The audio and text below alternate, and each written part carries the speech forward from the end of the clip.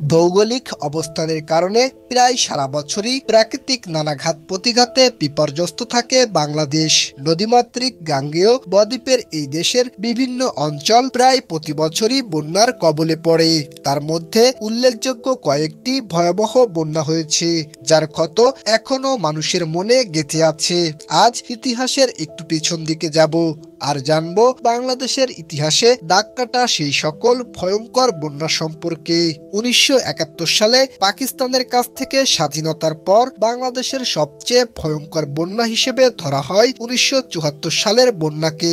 এই বন্যায় দেশের বিস্তীর্ণ এলাকা প্লাবিত হয় এবং প্রায় 29,000 মানুষের প্রাণহানি ঘটে।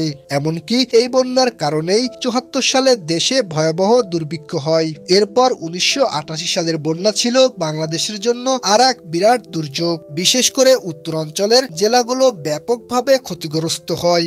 দেশের 60% এলাকা বন্যার পানিতে ডুবে যায় এবং প্রায় 3 কোটি মানুষ নানাভাবে ক্ষতিগ্রস্ত হয়। তারপরে আসে 1998 সালের বন্যা, যা ছিল সবচেয়ে বিধ্বংসী এবং দীর্ঘস্থায়ী, যেখানে 1100 জন মানুষ প্রাণ হারান। দেশের প্রায় 70% এলাকা দীর্ঘ 2 মাস পানির নিচে নিমজ্জিত থাকায় ফসল, রাস্তাঘাট, এমনকি দেশের অর্থনীতির বিশাল ক্ষতি হয়।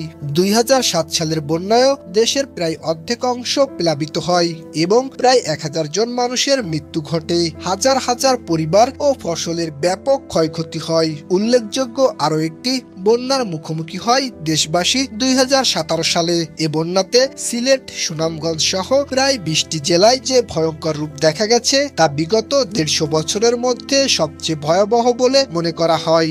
2022 সালেও বাংলাদেশে বন্যার প্রকোপ দেখা গিয়েছিল, যদিও তা পূর্বের ন্যায় ভয়াবহ ছিল না। তবে এই বন্যায়ও দেশের বিভিন্ন অঞ্চল, বিশেষ করে উত্তরাঞ্চল এবং উত্তর পূর্বাঞ্চলের কিছু জেলা ক্ষতিগ্রস্ত হয়েছিল। আর 2024-এর ভয়াবহ বন্যা অতীতের যে কোনো ক্ষতিকে ছাড়িয়ে গেছে। বাংলাদেশের বন্যার অতীত ইতিহাস আমাদেরকে মনে করিয়ে দেয় যে বন্যা মোকাবেলায় প্রস্তুতি আরও শক্তিশালী করতে হবে।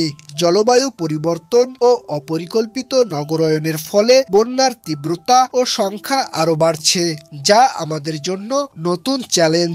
SM Rohan, voice of tiger.